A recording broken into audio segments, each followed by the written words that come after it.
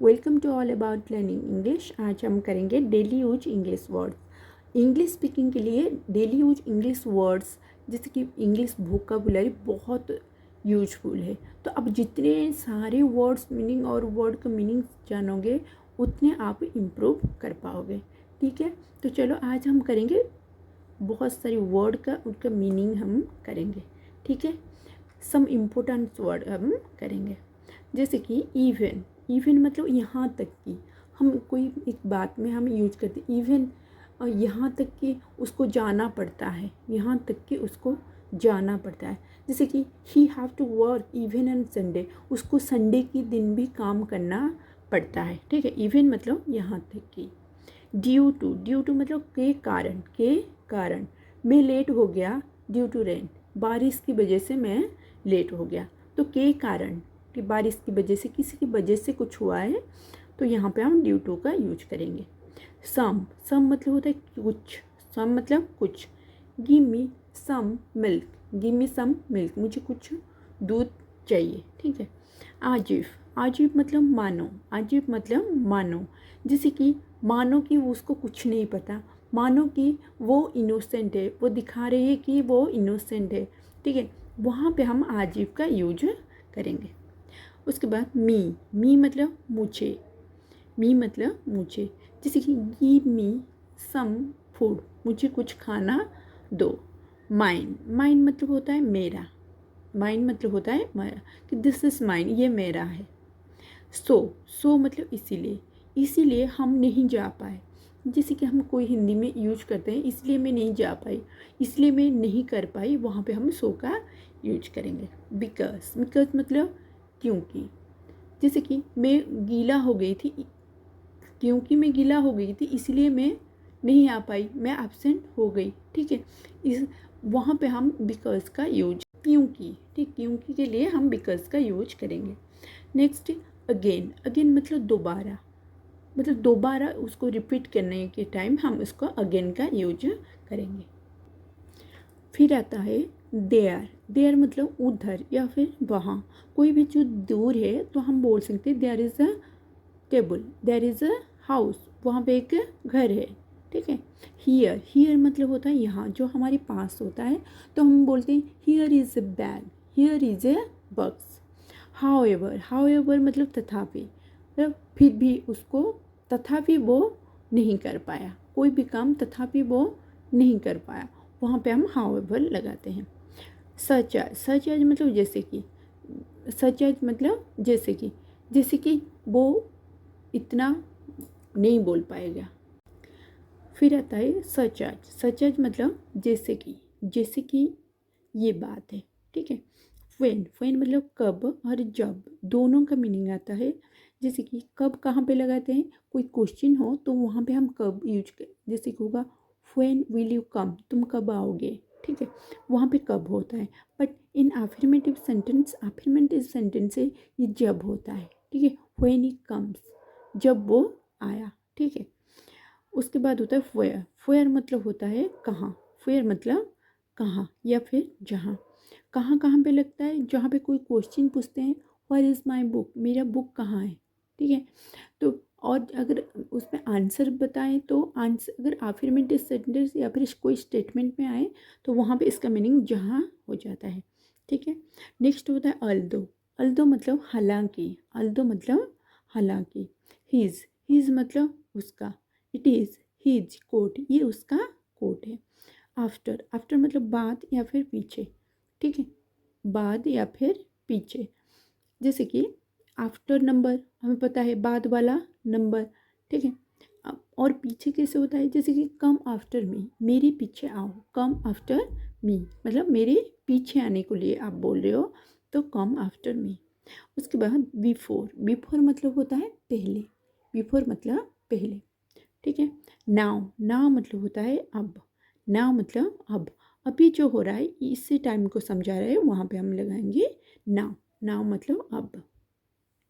उसके बाद वाइल मतलब जबकि, वाइल मतलब जबकि। मैं नहा रही थी जबकि मेरी मम्मी खाना बना रही थी। ठीक है, मैं नहा रही थी जबकि मेरी मम्मी खाना बना रही थी, वहाँ पे हम वाइल का यूज करेंगे। ठीक है, ठीक है। जैसे कि file my mother is cooking, जबकि मेरी मम्मी खाना बना रही थी। जैसे वॉट एवर है, वॉट एवर मतलब जो कुछ भी, वॉट एवर मतलब जो कुछ भी, do whatever you want to do, जो कुछ करना चाहते हो तुम करो, ठीक है। लाइक दैट मतलब उस तरह, जैसे कि डांस लाइक दैट, उस तरह डांस करो, डांस लाइक दैट, उस तरह डांस करो, ठीक है। उसके बाद a lot of, a lot of मतलब बहुत ज़्यादा, ए लॉट ऑफ मतलब बहुत ज़्यादा, there is a lot of water in the pond, मतलब तालाब में बहुत सारा पानी है। नाउ व्हाट मतलब अब क्या, अगर कोई काम हो गया अब हम क्या करें, ठीक है, अब क्या होगा, तो वहाँ पे हम बोलते हैं now what. Next may be मतलब शायद, अगर हम क्वेश्चन पूछेंगे क्या तुम आज आओगे, विल यू कम टुडे, तो इसका आंसर रहेगा मे बी, शायद मैं आ सकता हूँ, तो उसको शॉर्ट में may be it rain today, हो सकते हैं आज बारिश होगी, ठीक है, वहाँ पे हम मे बी का यूज करेंगे।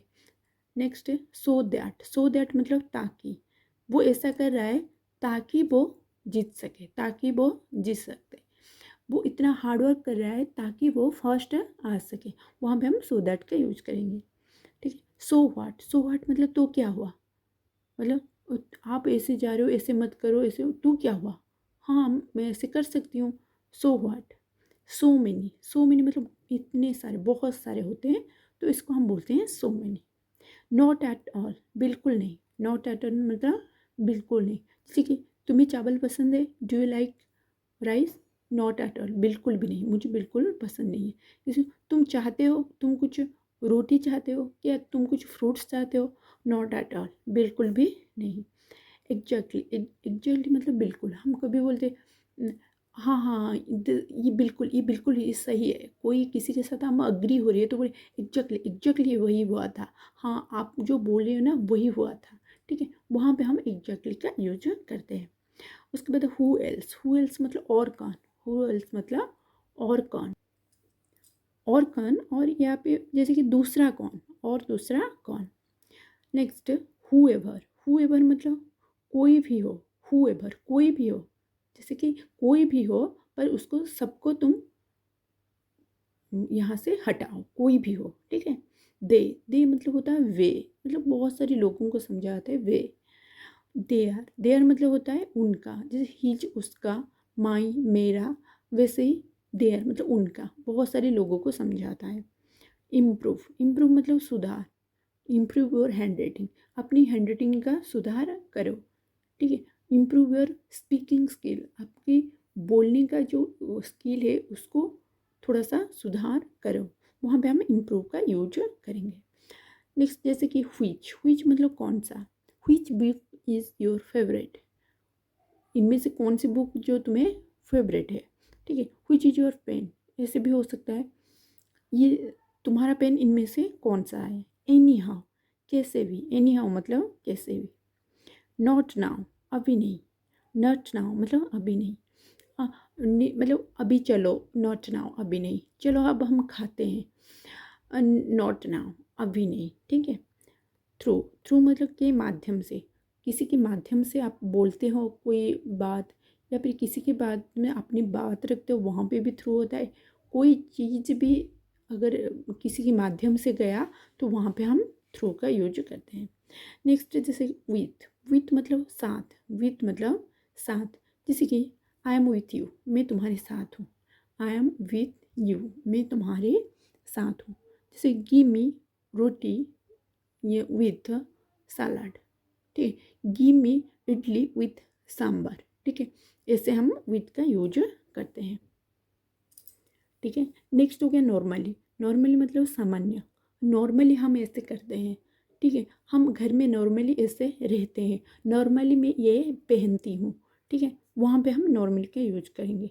एनीवे फिर भी, ठीक है, एनीवे छोड़ो, एनीवे फिर भी, चलो हम खुश रहते हैं क्या, हम यहाँ से जाते हैं फिर भी, ठीक है। नॉट एट अभी तक नहीं, जैसे कि उसने खाना खा लिया, नॉट एट अभी तक नहीं खाया, कि कोई भी चीज़ हो, नॉट एट अभी तक नहीं, ठीक है। नेक्स्ट हो गया इम्पोर्ट मतलब आयात करना, कोई चीज़ को मंगवाना, वहाँ पे होता है इम्पोर्ट। इनफ, इनफ मतलब काफ़ी। इट इज़ इनफ, ये काफ़ी है। It is enough for me, ये मेरे लिए काफ़ी है। ठीक है, वहाँ पे हम इनफ का यूज करते हैं। तो ऐसी बहुत सारी वर्ड मीनिंग है। अब जितना पढ़ोगे, जितना भी पढ़ोगे, तो आप उतना ही आपका इंग्लिश इम्प्रूव होता जाएगा।